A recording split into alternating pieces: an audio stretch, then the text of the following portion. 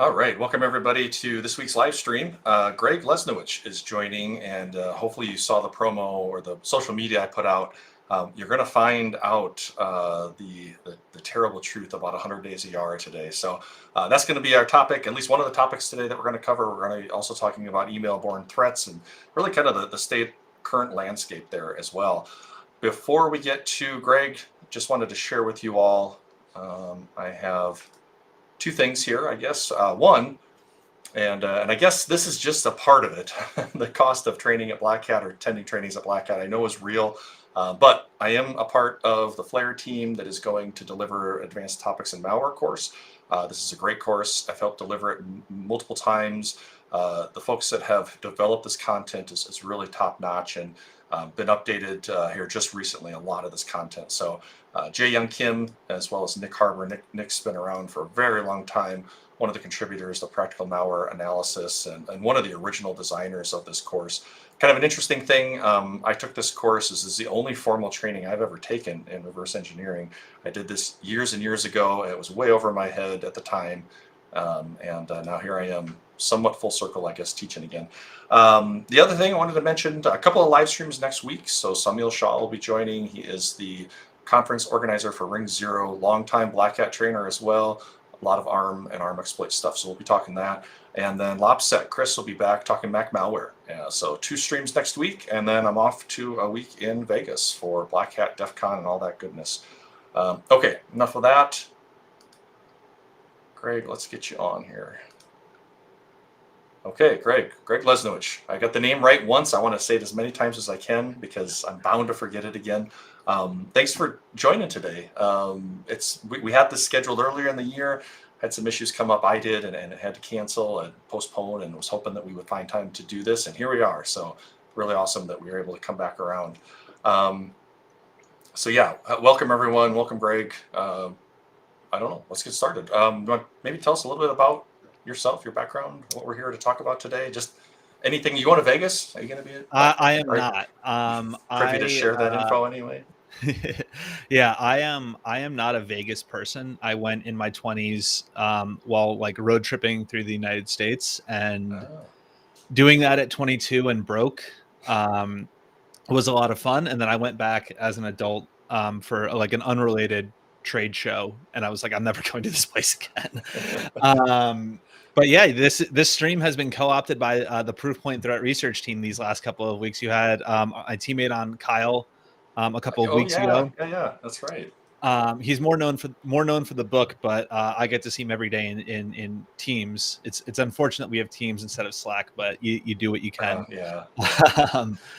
And yeah, so I work on the Proofpoint Threat Research team. I am in the we sort of jokingly have our team acronym or name change every week, but effectively we are the ones that do track targeted threats, track the APTs, and make sure they don't get into our customer environments.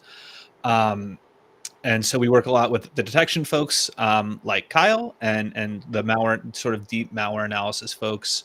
I did a little bit of detection engineering previously when I was at Recorded Future, which is really where I kind of got like the start. And I have a little blurb later about like why my path to Yara was kind of easy professionally. And so I think that one of the interesting things that I always look at Yara about is that me as an analyst, and then you or Kyle or whomever as a reverse engineer, we can both get value out of it, even if it's sometimes like me putting assembly code into it that I don't necessarily understand, but I've figured out is unique to a given adversary, can be valuable. And I guess that this sounds so weird, but I was the first person to ever use the hashtag 100 days of Yara, and that has somehow gleaned me to get on a stream like this. So yeah, here we are. It was we'll get into it in I'm for better or for worse, everyone in the chat, I'm doing a slideshow that will be very open-ended and not really like a set length of presentation or anything like that. But Okay. yeah, well, it's just so you know, I have a 125% tariff on all slideshow presentations. So okay. I don't know how that's going to work out, but I think we'll survive. Your check should be in the mail. Yeah. Okay. Well, that's cool. Yeah, I've crossed paths with the Proofpoint years and years ago. I was with OISF, the foundation that Hmm. runs Circata, and there was a chunk of the team from Emerging Threats that was eventually acquired by Proofpoint that I worked with over the years, and sometimes they show up here. So at least Travis does. So yeah, it's great. It's great that that's. I mean, you obviously you all do some great work. The book that Kyle has made and all the research that you're doing, 100 Days of Yara. It's I don't know. It's just fascinating. So I'm really excited to talk about that. Drew's calling you out here though about something you must have posted today where you claimed apples are better than grapes. I'm actually glad that this came up. The a some other podcast does a I think sort of a la Grey Noise does a fruit bracket every year to decide what fruit they think is the best. And I was upset that grapes beat out apples. And my opinions are usually right on social media, so I had to share my correct opinion Okay. about apples. But it has caused strife in my home. My wife came into my office earlier and told me that I was, quote, an idiot, unquote, for having that opinion. So she didn't even like the tweet, which tells you that everything you need to know. Yeah, yeah, okay. No, I'm not up to speed on that. I'm, as I mentioned, headed to. I will be doing the Vegas sweep every year. It seems like a surprise when it happens, and I've been oddly enough, I've been going for many years now. I've done DEF CON workshops for a few years now in a row, which is to my surprise. The first year I reached out to a buddy, Ryan Chapman, and said, "Hey, we should maybe put something together." I thought long shot that it would get accepted, and now here we are. And I actually had to diverge from the group because of work and submitted some on my own through work, and that's a story. I was also in the Air Force, and there's Nellis Air Force Base there, so I've been a number of times Okay. on the military side of things, Hmm. staying out at Nellis or in the area kind of adjacent to that, and so I've spent my share of time in Vegas over the last Yeah. 20 years. I'm not a gambler, and I generally wary of it, the experience after a couple of Yeah. days. You know, So the you know heat. how to survive in the desert like that. Yeah, right. Air conditioning. Yeah, I always pick my paths. How long can I stay in the casinos before I have to, Mm. emerge on the street to go back into the casinos and stay air conditioned? But Yeah. Well, I'm sure that having to do present all the trainings you're doing, which is very cool, and congratulations. But I'm sure having to be like presentable and do that helps keep you on the straight and narrow when you're yeah, in Vegas. yeah. I had one year I went. I was with a buddy. Kind of an I was well. I wasn't like a co-instructor with his black hat training. Hmm. And then he's been there for so long, he knows everybody and was invited to all these parties. And we ended up at the Yara Exchange party, and it Oh. was off strip in a mansion that I think was abandoned. It had a really weird vibe to it, a lot of gold plated stuff. There was a clown Wow. walking around messing with people. It was a memorable experience for sure. It was a lot of fun. But I haven't been to anything like that in recent history here. So, Mm. well, anyways, that's enough about me. Let's see. Shall we just jump into some slides here? I think we got to get to the anticipation of Yeah. the truth. I forgot the exact phrase. I had it in my head, and then I just The totally explosive explosive truth. truth. Yeah. Yeah. I'll just get into it. Yeah. 100 Days of Yara. It was bait, and it was bait for two primary reasons. Number one is I've been fortunate in sort of like wandering the Twitter sphere and sort of social media sphere long enough to have run into some of the people that you see on the screen there that would post really fascinating Yara rules.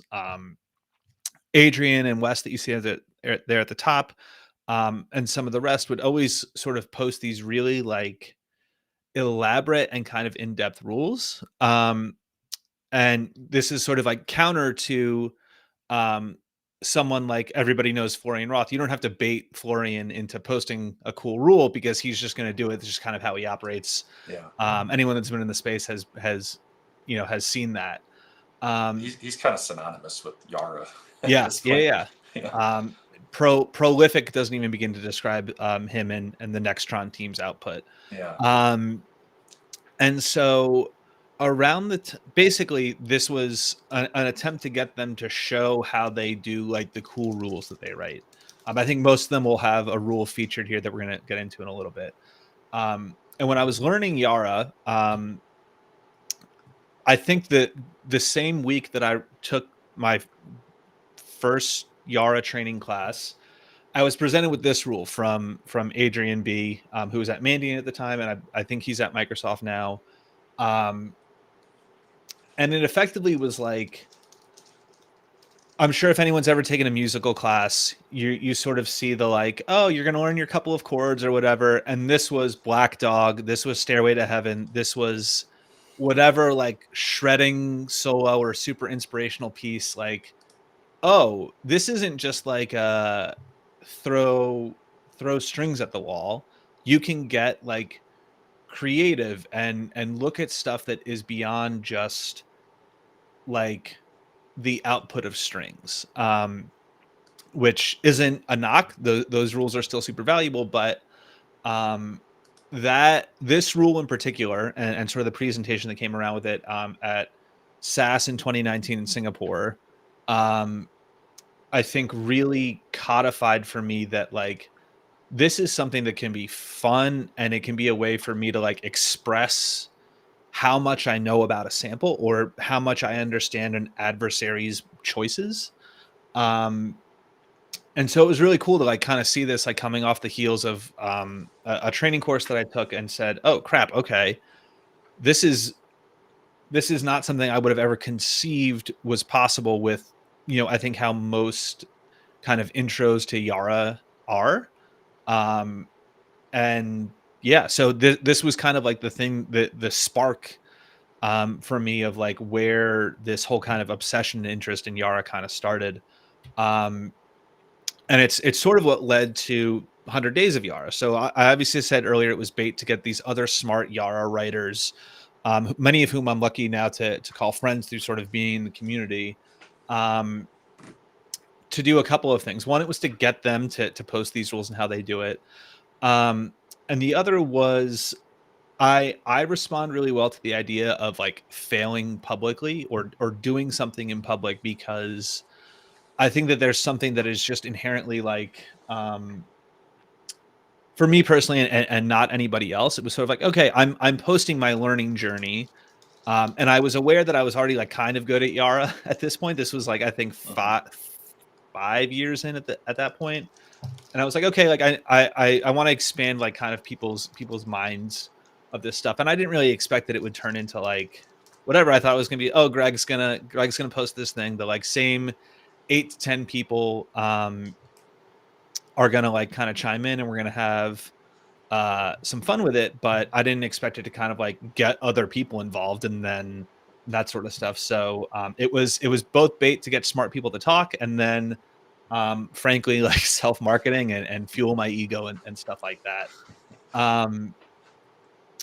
And so since then we've done it every year. How many years are we going now? I think this was year 4. Okay. So these 5 people, and Yashraj did it twice. He completed it each the last 2 years, so 100 rules in 100 days. And so yeah, it's an impressive feat. I think especially because like there are days where it's easy to come up with something new to post and share with the world. And there's also days where it's like, I have nothing. I'm scraping the bottom of the barrel. How do I just get something out there to complete this? And I found that was a way that I learned really well. And I think that everybody else on this list would kind of say the same. And yeah, I'm also aware that some companies, I think Mandiant was actually one of them. My buddy Connor McLaughlin over there said that they have internal 100 Days of Yara where they will have like, not rules you're putting into production, but rules that you're just kind of posting somewhere internally, like in a repo or something, to say like, hey, like here's what I'm trying to figure out how to do today. Yeah. Which is really cool. that all these people like took to this and got inspired by it, and our little club of people that have interest in this very niche detection language suddenly said, okay, like let's go all in and share what we know and try and be public about stuff that we're learning. And I was ironically, this slide got added late to the game because of Josh's podcast with Danny Quist, I think was his name earlier, that came out this week about kind of learning styles. And this was taught to me by a coach who effectively said that if you want to teach anyone in their, Dave Spitz, I think it was, and basically if you want to teach anyone in their 20s or 30s like a new sport, you're not going to have any luck teaching a 31-year-old how to dribble a basketball. They're going to see Steph Curry and say, no, I want to shoot the 3 ball from the logo. And so you have to kind of start with that and then work backwards. So if you're reading this slide and you're like a university student, ignore what I'm about to say for the next couple of minutes. And effectively, this is sort of reflective of my largely neurotypical learning style. And so if this doesn't work for you, I promise this is not like the only way to do it. But what I found was this kind of top-down learning approach really worked for me, where you start with rule writing and a rule to try and find a particular sample. And you kind of go through like learning the malware analysis, learning how to get strings to compile that rule. Conversely, if you were sort of teaching this from the bottom up, you would start with probably like the Aho Cossack string identification algorithm, and why it's super fast and why like I think how it branches is super quick. And that just doesn't, if you have, an incident responder or a SOC analyst who's buried in alerts all day, they want to use the tool immediately to find something. They don't want to necessarily like learn the internals. And I think one of the powerful things about Yara is that it's very beginner friendly, and you can start using it really quick without needing to like understand even as much as something like Python. And so I think it's sort of this dual benefit of Yara can only do so much because it's not like a complete, language, but it is complete enough that you can color and paint very differently on your canvas, but you are limited to the canvas. You're not kind of making your own thing. So effectively, part of the idea of 100 days was that 100 rules in 100 days would create an effect, I thought, called myelination. And that is in your brain, if you repeat an action over and over and over again, a wrapper goes around that synapse path that's called myelin, and that will literally like make that pathway conduct faster. So if you heard the term like muscle memory, it literally has like a physiological effect where your brain can do that thing faster and better through practice. And so typically for like people learning this as they're a little bit older, relatively older, sort of into their career, you need a lot of volume with like lower cognitive load rules, which is something occasionally like, hey, how many string, I have these 80 or 100 malware samples. How many of them contain the string malware in them? And sort of like even just practicing running Yara from the command line, or writing a rule that the structure and the metadata and the strings and the condition all kind of work correctly. That is not something that like that's still a skill that you have to learn and acquire. And there's all sorts of stuff that can help. Like auto completion stuff. I'm sure that someone will come up with some sort of LLM or AI scaffolding to be like, hey, let's make sure that like QA for your rule. And then you also, I've found, need to balance that with occasionally like kind of like being a marathon runner. Every now and then you have to go run a fast mile, even if you do like 10 miles one day, easy 13 miles the other day. I'm not a runner, so I don't know if these distances are off. But every now and again, you have to kind of let it rip and throw some wood on the fire. But frankly, those heavier, like more intensive rules are a stimulus that you have to kind of build up to, but you have to do frequently enough that your brain can stress a little bit and have to force to get exposed to that adaptation. And you can do all kinds of stuff to like help with that, whether it's like watching somebody else write the rule, or even typing out somebody else's like kind of crazy rule to figure out how it works. And so yeah, I think that there's not just writing your own rules, but kind of mimicking somebody else's, or I don't think there's such a thing as too many Yara rules for a particular sample or family. So even taking someone's idea and kind of adding your own flair to it can still be a really valuable way to kind of look at that stuff. Um, and so that was like effectively how I learned Yara, because at my last job at Recorded Future, I was just kind of I don't want to say like a regular analyst, but I came out of the DFIR space. I had been told from my DFIR friends to use Yara. And then there, because I had an interest in sort of like the espionage actors, it was like, well, learn Yara. That's how you're going to find the malware. And fortunately for me, I got tasked with straight on down from the CEO, hey, we want to start providing Yara to customers. You are now in charge of that. And so you have to produce one rule a week. So we want, effectively 50 for a year. So I mean, like, Oh, that's motivation. yeah. And so I pushed some rules that worked that were over specific. I pushed some rules that if more mature people hadn't entered our org would have surely caused an issue later on.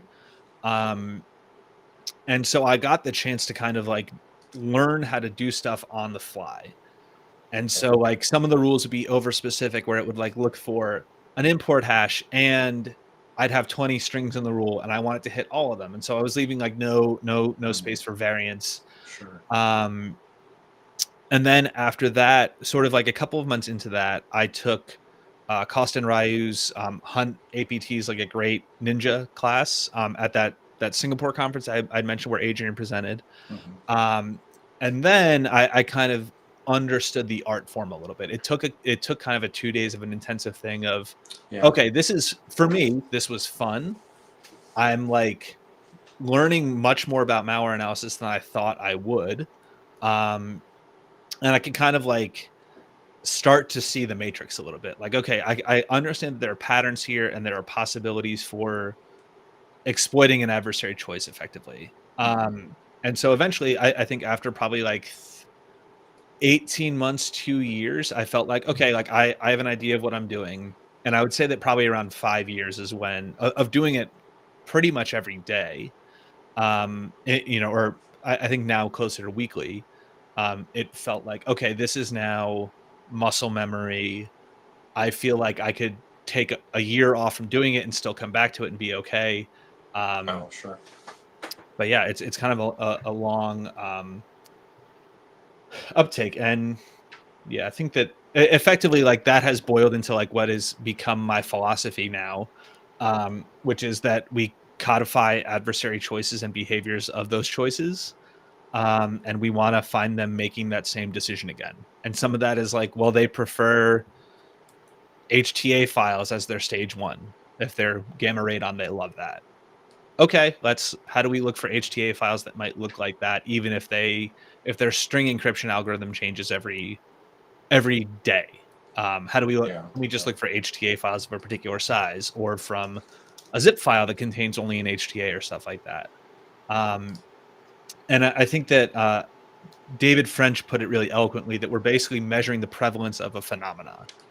When you look inside of your own malware repo, your own goodware set, and then in VT, obviously you're never going to get perfect global visibility because Microsoft doesn't have that, Apple doesn't have that, because we're not hegemonic like that. And there's not just one operating system that somebody can run a rule over to find everything. But that, sometimes that phenomena is short-lived and you can exploit that short-livedness to find more samples. And sometimes you can have rules that sit around for 3 years and then will fire randomly, and you will find a sample from a campaign from like that last month that said, oh, they're still using this builder or this string encryption routine or whatever. And effectively, there isn't like really one perfect way to do anything. You just kind of have to do your best. And I think that I'm stealing sort of another term for the minimal viable product, but minimal viable rule. Sometimes that's enough. And, if you don't have to put in extra effort to put out something amazing, do what's good enough, Yeah. and save kind of your strength and your effort for when something really requires your all of your skills. Yeah. Um, You'd mentioned, AIs and LLMs just a little bit ago, and if you check out, I put a link in the chat, but Thomas Roccia has a Yara toolkit, and I think that's part of his approach is using some of that AI tech to help with Yara development and auto completion and all that stuff. So that's something you can check out. Drew asked though if you can, I don't know how much you can discuss, but are you using much LLM yourself for rule development or validation or anything along those lines? Not at the moment. I think that like validation and testing will be kind of valuable for it. I am like very this is like an art form to me. And so this is the thing Hmm. I like. I want AI to take care of like responding to emails and doing my laundry and getting dishes out of the dishwasher kind of work. This to me is like fun because I'm examining a piece of the adversary that they've left behind. Yeah. Um, and so Thomas's work has been really cool, and I think it's going to be like a really great learning tool. But for me, it's kind of just I'm stuck in my ways. Hmm. Some of which ironically, we're gonna have a call out to every one of your streams, Josh, because I do most of my rule writing with binary refinery on one screen, taking the sample apart, and then Oh, cool. the rule editor on the other.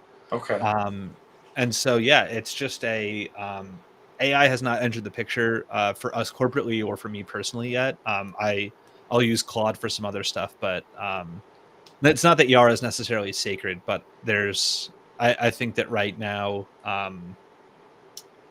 I just kind of enjoy that work too much to even like consider saying like, oh yeah, like let me pawn this off when this is one of the more fun parts of my job. Yeah. I suppose there's probably a hesitancy there too. Kind of same with reversing. I'm finding more and more space for models to help, LLMs to help, but there's still and trying to get rid of the washing the dishes and taking out the laundry aspect of reversing, which reminds Mhm. me I have some stuff in the dryer I need to take out. Um, but now I lost my train of thought because of that. I'm having one of those weeks, man. I can't keep myself centered or focused. Um, well, I guess if it comes to me, it comes to me. Um, so sorry for the interruption, Yeah, but no just worries. completely agree.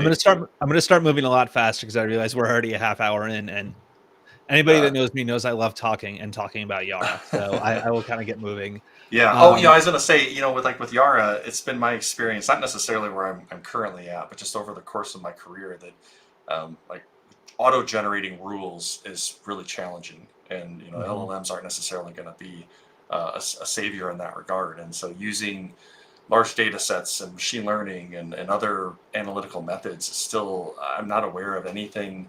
Maybe some organizations have their secret sauce that they're not sharing, but I'm not aware of anything publicly that is like the go-to for helping to generate those rules. It still seems to take so much of a manual artistic touch to get Mhm. what you want expressed in the rule to cover the things that you want to find and detect. So it seems like it's going to be a while yet before those things really converge. Yeah, and I think that like there's probably some space for like the feature extractions to like play a role. Hmm. Um, so that you don't have to sit there and sort like, okay, like how do I mine all of the import hashes? How do I mine all of the rich header hashes or like the PDB paths or whatever Hmm. out of like my whole data set? Could you have something that would either write a program for you or or sort of like an agent or a model? I'm not really sure of how all of that works necessarily to um process that bulk data and put something in front of you that you can say, okay, this import hash is not good. Don't waste your time on it. This one is there's only in one other sample, so maybe you should do that. But I think for anything kind of involving the strings of the assembly, beyond just the brute force of take every function in out of IDA or Binja and create a rule out of it and try that against your whole data set. Um, yeah, I think that there's just it's just a hurdle that we haven't overcome yet. And I'll probably Yeah. still be like one of those old timers that's like, back in my day, I wrote Yar and I'm still writing it. And anybody, you can use your fancy AI, but yeah. Yeah. Yeah. Yeah, I oftentimes think of the yells at clouds meme Yeah, when I'm yeah, thinking about myself in that context. That yeah, yeah, yeah. yells at when back in my day. Okay, yeah, sorry. Back to the slides. Yeah. So don't even worry about it. This is just the rantings of a madman, and these will be on my GitHub later. So don't. Uh, Nobody needs to stress about this beautiful artisticness on your screen. So, Minus the tariffs. of course, you get 6 slides out of this deck. Yes, Um, I think that's the price I want. Yeah. yeah, that's the going rate. And so effectively, like what the kind of years of doing this has kind of taught me is that um, maybe you want a couple of rules to track the malware, but kind of anything that catches your eye as an analyst or a reverser, especially as odd, should get codified in its own thing, because that could become like these rules on the left to track techniques or oddities can become labels for your data that don't condemn anything, but you kind of then know what you're starting with when you're triaging a sample. Like if something has a XOR encrypted PE in the resources, it's probably good to know that as you're going in, because then you can go decrypt that and look at it instead of like figuring out how it's loading the resource and all that kind of stuff before you get to like, oh, there's a single byte key. Maybe I should have just started here instead of with a loader. Yeah. And I think you can kind of go like, it's, the sky's the limit for how many of those rules you can produce. But at the end of the day, we have to produce rules to track the malware, to block it, or do whatever, and to, in my opinion, kind of track the developer. And sometimes in the espionage space, those can be different, particularly with like North Korea and stuff like that. That I do a lot of work tracking. That you can find artifacts of like developer choices that find multiple different families that they are creating. Um, and so you don't want to kind of effectively exploit all the information you're getting anyway throughout your analysis and put those all into varying weights of rules. And so the example that we'll kind of use for this that I promise will be quick is a family called Hat Vibe, is distributed by TA426 or Zebracy, which you can argue with me in the comments it's different than APT28. But effectively, it's a document file that loads a VBA and HTA into memory, and it's this Hat Vibe loader, and it's pretty cool, to be totally honest with you. And one of kind of the tells of it, in at least in its 2024 iteration, was that it would have this VB, this Visual Basic script that was encoded with this VBE sort of native Windows compiler. So meant it was all obfuscated, stored in hex in the settings.xml of the document. And then there would also be some macro code left over in the settings portion, or the settings XML. So not in like the VBA project itself. So it would parse itself and look for this payload, decode it, and run it in memory. And so while you can write something to look for that embedded HTA payload, you could also write rules to look for hex encoded strings in weird places. Especially because this was a document file, not a docx. You could very easily exploit the fact that those macro strings were kind of just, thrown throughout the file, and you could sort of scan it flatly. But then kind of generally, if you do end up having to handle docx files, what if something has a really large settings.xml? Which is just sort of weird to see like kind of anywhere. It's particularly weird to see in the email space.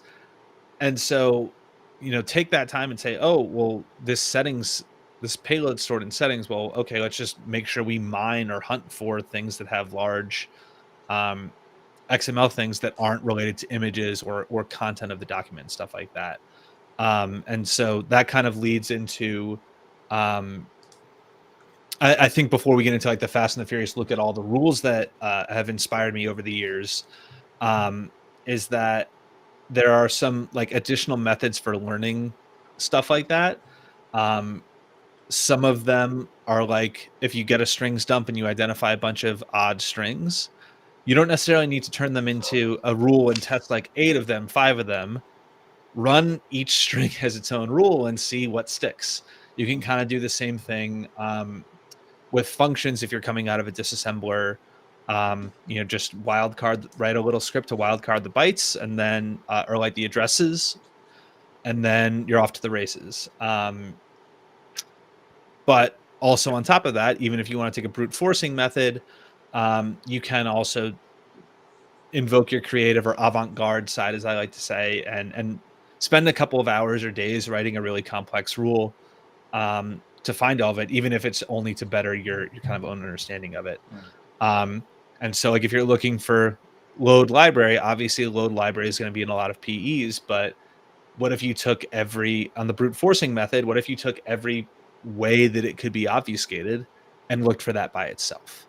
And so I think that that's just kind of like the methodology that I have is just, it's sort of as much as I like dip into the artistic side for these bigger, more complex rules, sometimes you have to put on your kind of like science hat and lab coat and say, no, I'm just going to test every piece of data that could exist, or every iteration of this, within reason, obviously, and see kind of what sticks. And obviously this is going to create a lot of noise in your terminal or in your retro hunt.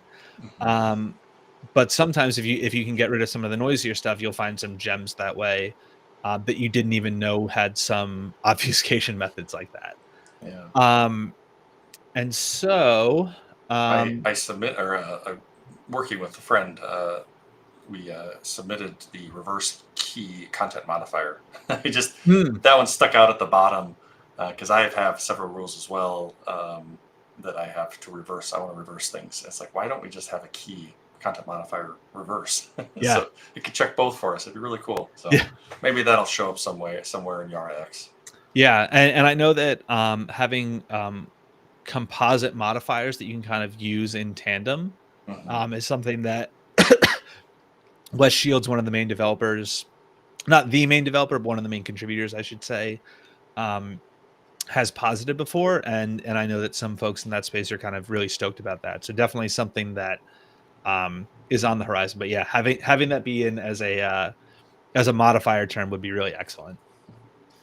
And so since a bunch of people have stuck around for the stream, and have made it this far, we actually have a voucher code to give away for Steve Miller's Yara for Security Analyst class on Applied Network Defense.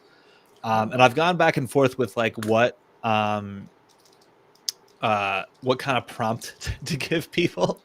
But effectively, either in chat or in social media, we'll decide probably by the end of the week who to give it to. But just post like what rule or rule author or blog has kind of been most inspirational to you and wanted you to get involved more in Yara. You can't say me. That is like that's the only rule. I get enough attention. I'm already on stream. So yeah, if you just please post on social media, tag me or come in the chat and post something, and we'll figure out how to validate that you're a real human and get in touch. And we'll pick a winner by the end of the week. Awesome. Yeah. Now that segue is done. You said it's on Network Defense. That's Chris Sanders, right? Yeah, Chris Sanders' course. Yep. Yeah. And I'll just drop that into the chat just so anyone wants to check that out. So, yeah, Casually Joseph. Hey, Casually Joseph. He says that's hot. And, welcome, Cerberus. So, hi, Cerberus. Sure. Big fan of Binlex. I wrote a very janky tool years ago to try and do like what Binlex was doing, and it wasn't nearly as good, but I took a lot of inspiration from it and I learned a lot along the way. And I also learned that if Cerberus is already building it, you should just use it instead of trying to do your own version of it. Yeah. And so, yeah, I sort of just wanted to take like the last little bit to kind of go through like some of my favorite rules that I've seen other people post and maybe one or two of my own. For like sort of, I sort of want to tease the imagination of what people can do with it beyond just kind of generic string searching. I call these avant-garde. We have a prolific Yara writer within our teams at Proofpoint that works with Kyle and I that we call Dr. Decoder, because he is literally has his PhD in maths, and he calls them mad Yara rules. You can kind of get an idea of how I've referred to his PhD and his term for these Yara rules. But he writes some insane ones that anytime he posts, I may or may not watch GitHub for any time he like has a pull request open, because it's like, what am I watching? It's like beyond, it's like Viking speed metal for like how does someone do how like it the physics of his brain are not the same that govern mine. And so I think that, like, sort of to start off, one of like this sort of section that I notice about rules like the ones we're going to show is primarily that we can abuse like the file formats the adversaries choose in weird ways that they don't expect necessarily. Um, and particularly that bytes can relate to each other. And so I know that we often see like malware as sort of this static, unmoving thing, but it really is just it's composition of bytes. And so sometimes, like if there's a key and a payload to decrypt that payload, if you can find the key and find the payload, theoretically you could codify that position of that key to decrypt that payload, like we saw in Adrian's rule earlier. So this one, this first example is from Wes Shields. And as it kind of says there at the top, it's a rule that detects a 4-byte XORed PE file that obviously is in plain text, because the bytes at these varying positions will have to relate to each other in some form. And there are enough like hard-coded values within the PE file that the MZ header and all that sort of stuff that they will in plain text have the same relation to say another offset, like where this program cannot be run in DOS mode string. Those bytes are always going to be a certain distance from each other. And those bytes are, when decrypted, are always going to be these static values. And so if you combine them or you XOR them or whatever, those values are always going to be relatively static, even if they're encrypted. And so if you can kind of iterate on how the like the length of the string that is the encryption key, you can say, okay, as long as the 4 bytes at 0x3c XORed by the 4 bytes at 0x28, again XORed by the bytes at 0x28 equals that that 4550, which I think anyone who's looked at especially an old Mandiant Yara rule will identify as, oh, that's to check another part of the PE header. You're suddenly off to the races to be able to say, okay, I can detect the encryption and I can verify what's under it, which I think is really powerful. It's not just it effectively becomes a math problem. And so I think that the highest number of XORed bytes I've seen someone reliably write a rule for is like 16 or 32, which is a little bit insane, but it's mathematically possible. I should say that I went to college and I chose the school I went to particularly because I would not have to take a math course. And here it is returning to bite me. And so we'll kind of keep things moving. The next rule is from, I think, is this one also from Wes? It'd be very fitting if I had 2 rules from Wes in here. It looks like, because he goes by WXS, doesn't he? Yep. Yeah. Where effectively this is an old iteration of a rule where if 2 exports have the same offset that they get called from, so effectively they're calling the same function, that's kind of weird.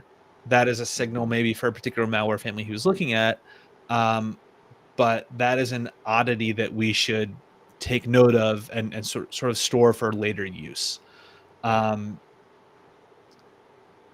Let's see.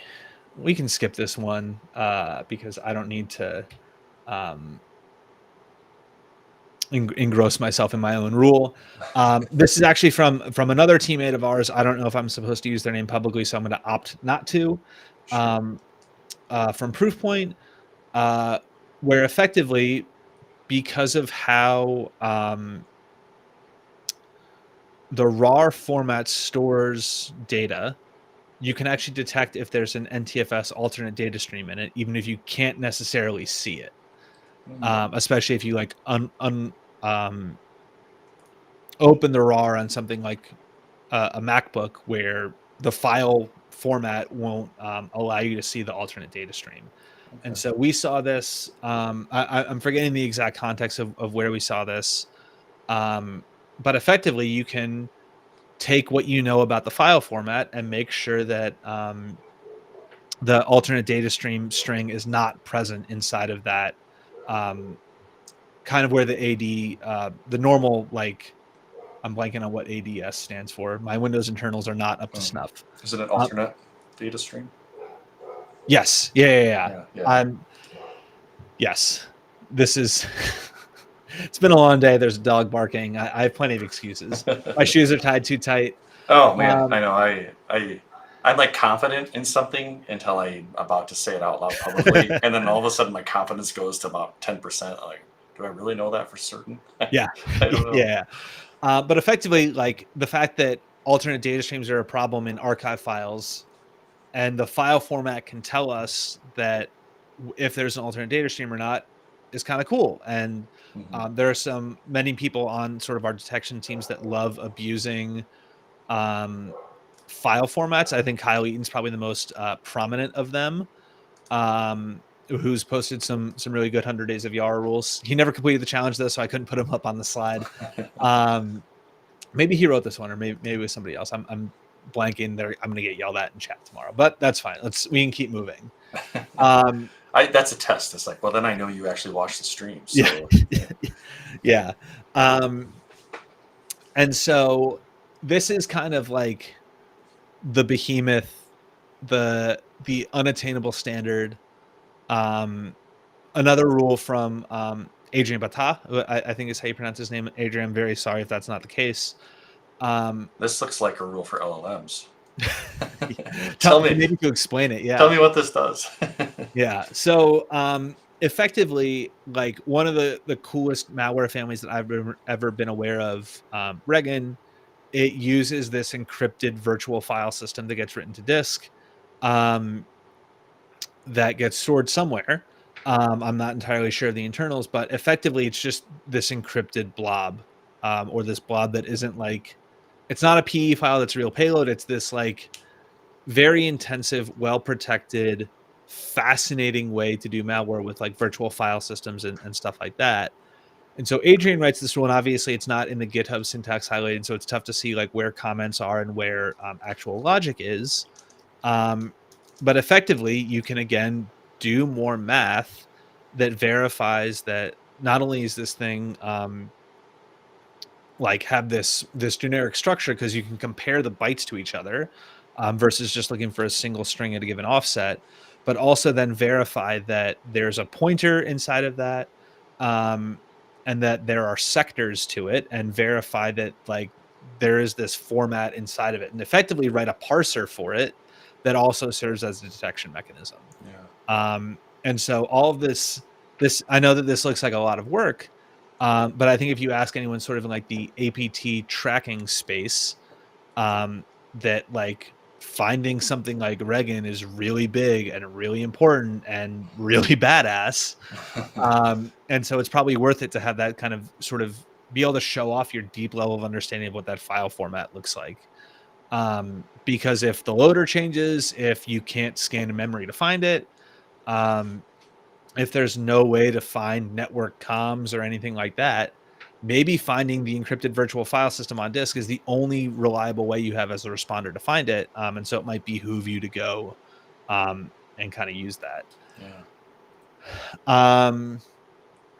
The last one that I will be self-indulgent about is another kind of high-end actor that I called Bright Constellation. The rest of the world called the Lamberts, where this rule does something that's sort of weird.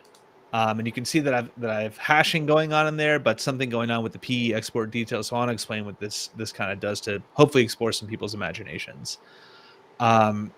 Yara can just follow your logic, and if you tell it where a byte is, and if you know to treat a byte like an address or a series of bytes like an address, it can just follow them around.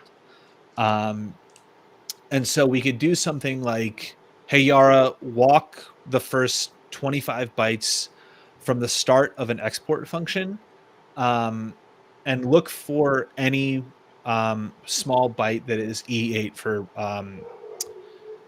it's not a relative call. It's an absolute call, I think. I think so, yeah. And so what if Yara could just walk into those other functions and hash them and say, okay, we know that the first 14 bytes of this sort of second function that you see there at the bottom has this push 200. It pushes that whatever that data blob is to the stack and then calls this other function. Even if none of those bytes are really like I think up to the push 200, because none of those other bytes are address dependent. Looking for that string of 8B FF 55 8B isn't necessarily like going to be a great Yara rule, because that sort of thing could occur all over the place. But what if you knew it was coming out of an export function? You had some other heuristics to kind of do that. And so the idea was that you can like sort of codify provenance of where something is coming from relative to one function to another. Okay. Coming up with this was like, I did it for a presentation at LabsCon many years ago that was a lot of fun, but I like the AC failed in my house, and I was like, there's got to be a way to do this. There's got to be a way to do this. And this is sort of what came out. And sort of walking through this, you can walk through theoretically every function in a PE file and look for any absolute calls and then jump into those functions and hash them. And sort of you can go into tertiary or whatever comes after tertiary kind of functions to to go looking for additional stuff, so that way you could say, okay, this is the third function called by an export, and it has these series of bytes at the top of it, and you can codify all of that knowledge without necessarily needing to like only rely on the strings, which I thought was kind of cool. Yeah, that is really cool. I will admit I don't do a ton of Yara in my daily life, and so I don't maybe think about it as often as I should. But I guess that's what's fun. I think 100 Days of Yara and just watching others talk about Yara is the ideas that you get from doing that. I never would have thought about that. Yeah. Walking the disassembly or the actual bytes of a file like this. So that's really neat. This is exactly what the 100 Days of Yara was meant to inspire, was to show that. So this is really a stream for you, Josh, to get you hooked to Yara like the other 18 of us. Oh man, I had intentions, but I guess it just never.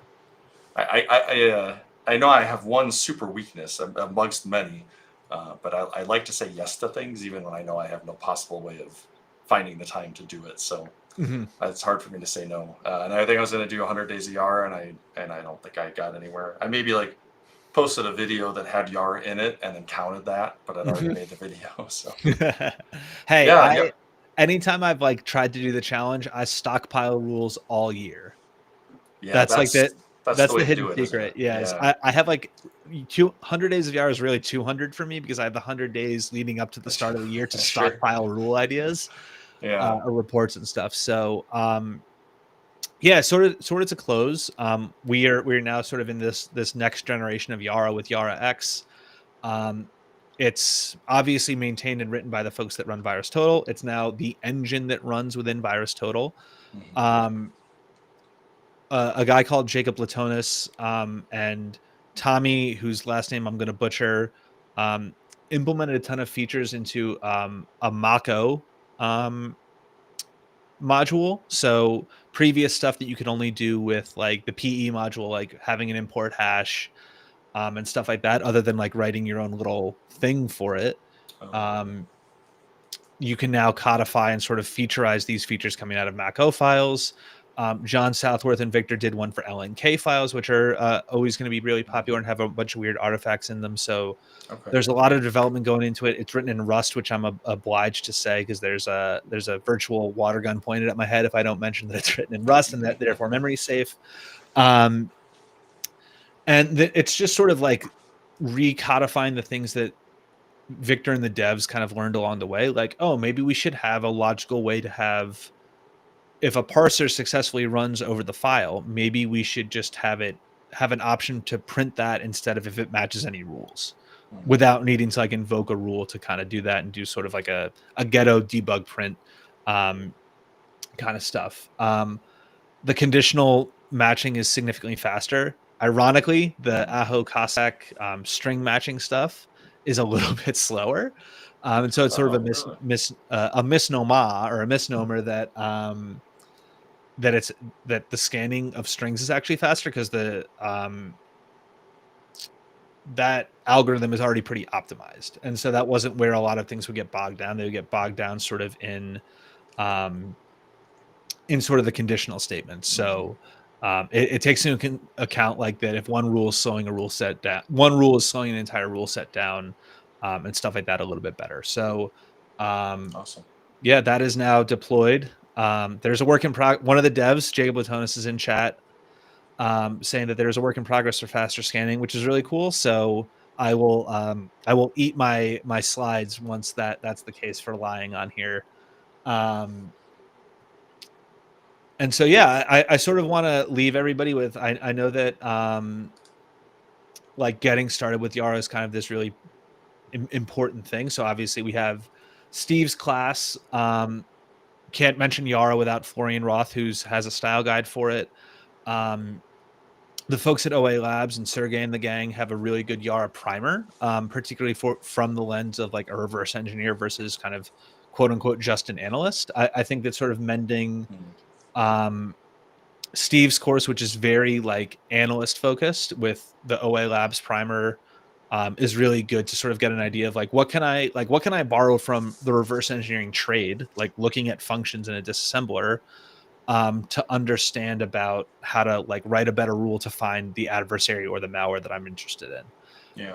And then there are a couple of links here, and since we're going to share the slides on GitHub to some really good rules. And there's also Bart Blaze actually posted about this yesterday, ironically enough, that he has this fake Yara. I was going to ask you. I happened to catch that as well. Yeah, and so it's effectively like writing bad rules, and sometimes seeing what figuring out why something won't work can be just as valuable as seeing something that will work. And so it's another good sort of like the inverse style of learning of, okay, this isn't going to work. Like, why does that car have square tires? That's not going to run, kind of thing. And so I haven't looked at it a ton, to be totally honest with you. I knew that he created it like a year or two ago, and then he posted it yesterday, and I said, I must simply add it to these slides. Yeah, that's awesome. Yeah, I took a peek at a couple, but it was just like in passing with kids running around and yelling and screaming, so it wasn't something I was able to. But I put a mental note like you got to figure out something to do with this other than just learning. So cool. Yeah, I'm glad you caught that as well. Yeah, and so I think that like one of the other things that has pained me through my journey is that there's never a like a 201 or a 301 class for anything. There's like, hey, here's your beginner class. Okay, you did that. 2 years later, now go to Recon or go to Black Hat and learn like advanced deobfuscation and debugger practices. There's no like, hey, check out you've done some malware analysis. Hey, let's work on some like moderately trickier malware with a learning path associated with it.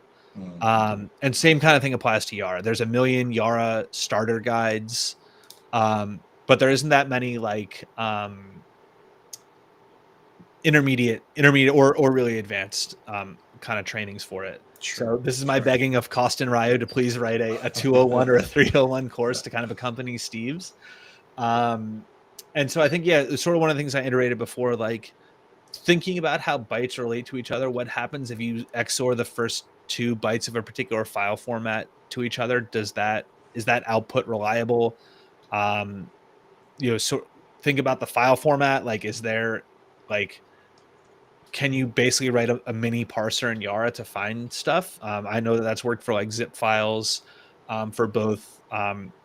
The folks at Mandy and Aaron Stevens there, I think, wrote a really cool tool to like write a rule based on the CRC hash that's stored in the zip file of the contents of that file to like reliably find that embedded payload over and over again. And sort of just like I think that Yara can be as flexible as you want it to be. And I think exploring that for me has been a really fun and fulfilling part of my career. And I think the best other thing to leave anybody with, and I'll of course post links to this, is Vitaly Kamluk wrote a really great series of blogs on Apnik, which I'm not entirely sure what Apnik is, but it is I must just have them sitting around somewhere, but I will post those onto Twitter or something like that, because he talks about sort of his methodology of, okay, say you want to find these series of 3 strings, and you want to find them relative to each other, but what happens if one is before the other one, but you want to take into account them moving based on if it's shellcode or something like that? And so it's really, he's an amazing Yara writer. He figured out how to abuse Yara enough to run Doom on it many years ago. Of course. Like any good hacker. Yeah. Yeah. Um, Yeah. and so I think that it's sort of, he did a really good job of writing this stuff to peer inside the mind of someone who is like a Yara genius and say, like, here's how I think about these things and here are considerations. Obviously it sort of reads as someone who's been training people that were within that great team for many years, how to write good Yara rules. And, Kaspersky was sort of on the forefront of publishing and writing really good rules. So, I think that we have to give them credit where it's due. Yeah. And creativity can be your best friend. And hopefully if you're sort of in this like intermediate stage or advanced stage of your career, that, other people in the community or even 100 Days of Yara can help fuel enough other creativity to kind of get you to what you feel like is that next level. Awesome. And so, I realized that we're already past the hour, so we might have to cut the email threat landscape a little bit short. Yep, that's totally up to you. I know you have some important commitments, so that's I think it's we wrote a blog about comparing 2 malware families that had basically the same complete loading chain, that I thought was the bane of my existence for like the last 6 months, with transfer loader and romcom. Where of course we can't do anything without posting Yara. So effectively, like, adversaries are still using phishing. It's never going to really die. It's like the zombies. They're just going to keep coming back and coming back and coming back because your edge devices could change, exploits will come and go, but everybody's always going to have an inbox. I guess sort of anecdotally, there's a lot to like, a lot more URLs versus things getting directly attached, because I think that sometimes they just have better luck bypassing security products. But beyond that, the space changes, and I'm sure that folks like Gray Noise or somebody like that see like the internet scanning side of stuff, things change kind of on a day-to-day or week-to-week basis. And so what I would have told you yesterday about what we're seeing in the email landscape is definitely different than it would be today. I saw a remote template injection document today with one of the actors I was working on. Oh, really? And it was like, this, what? Who are you targeting? This still works. Yeah. Some old habits die hard, but lots of links, lots of redirectors, lots of click fix and file fix, and lots of RRMs. So I would say read. Corporate will yell at me if I tell us not to. If I say don't read the Proofpoint blog, read the Proofpoint blog. Read the Sublime security blog. They're another email vendor. I know that I'm going to get heat for shouting them out, but they do some great work. And of course, then on top of that, like all the other vendors that will post stuff coming out of the email space. I think Arctic Wolf had a blog come out today about a Indian aligned APT doing some LNK stuff getting delivered via email. So there's always going to be stuff that's coming out of the email space. I love and hate SMTP. So there's always going to be something to say about it. But sorry for having to cut that short. But I think that the Yara stuff is really where what was pulling in the viewers today.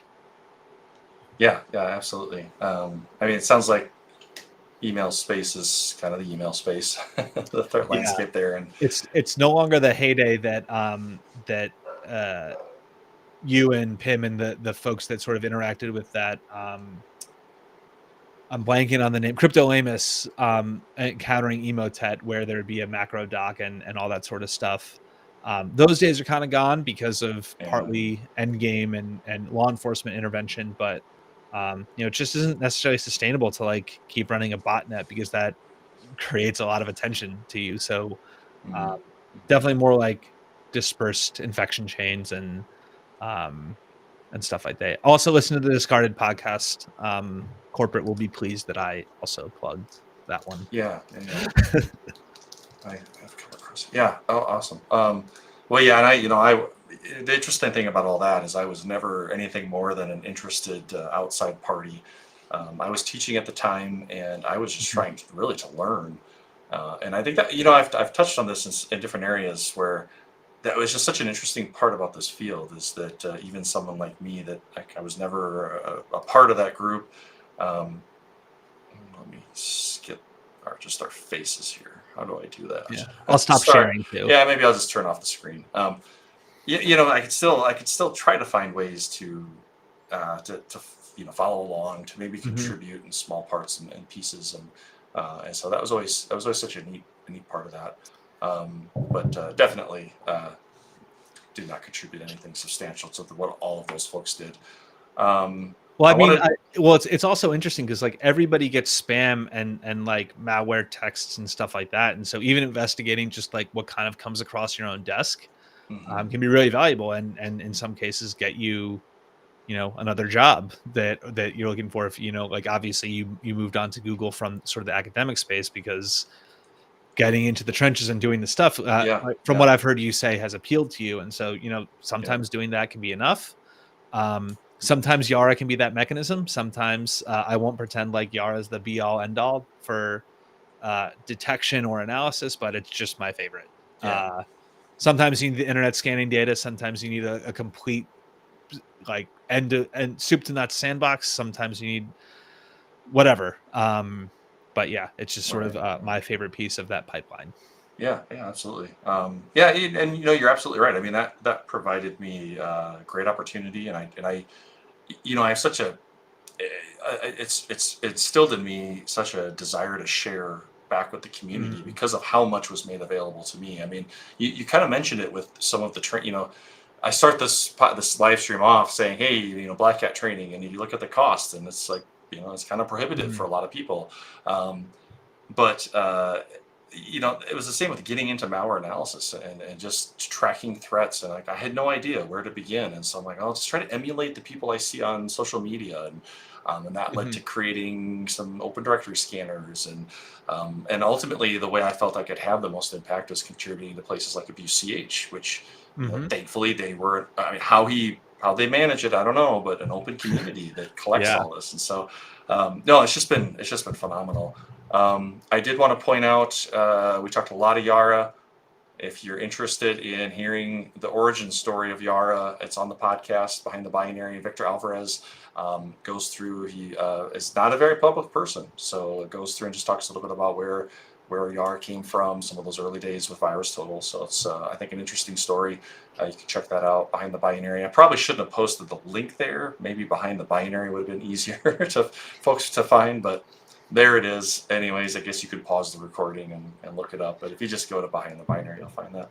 Everybody uses Spotify, so it's the right link. Yeah, and I guess I have a little bit of podcast data now to also correlates that. Spotify is the king. Although I don't use Spotify. I guess back in my day, Pandora was the thing. And okay. But no, I don't use much. I don't use Spotify myself all that often.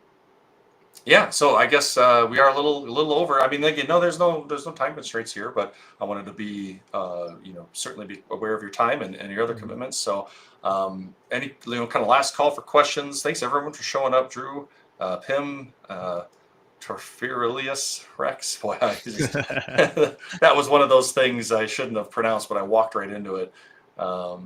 Jacob, everybody, the Cerberus. It's great that you joined. Greg, any last thoughts, comments? Great presentation. Really enjoyed hearing more about Yara and everything with you. So I'm really excited that we had a chance to get the time to do this, and so maybe we'll 6 months or something down the road we can do this again. Yeah, that'd be great. Thank you, and I appreciate you having me and letting me come talk about one of my favorite subjects. And yeah, write good rules and be good to each other, I guess, is my lasting message. Yeah. Well, the explosive truth behind my live stream is that I just get it's like an excuse to invite smart people on and listen to them. I just have to sit here and nod my head. You know. When's the smart person joining this stream? I'd love to know. Yeah. Right.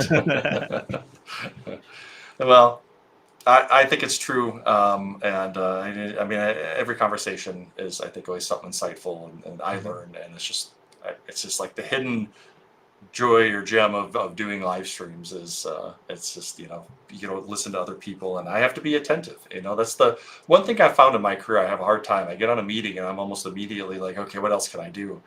Yeah, And so yeah. I have a Especially hard since like all the work from home stuff really kicked off. That yeah, I have a hard yeah. time staying focused these days, and so If I have an important meeting, I have to take my laptop upstairs and sit on like the table with that being the only screen open. yeah. But yeah, this is the least I've ever had to least multitasking hour I've had in months. So thank you. Yeah, stay here. Okay, awesome. Well, if there are no questions, comments, thanks again, Greg. We'll get of course, the stream will be available as a recording. Comments will be open. If you have anything, I keep track of that. And it sounds like, Greg, you'll get your slides and any other resources, the giveaway for the course on the Yara course with Steve Miller. You'll get that all taken care of through your socials. So Yep. I'll make sure to retweet and rebroadcast and re-X or whatever we're doing here. And I guess until next time, thanks again for joining. Thanks, Josh. Thanks, chat. See y'all later. Bye. Ematep mentioned, yeah.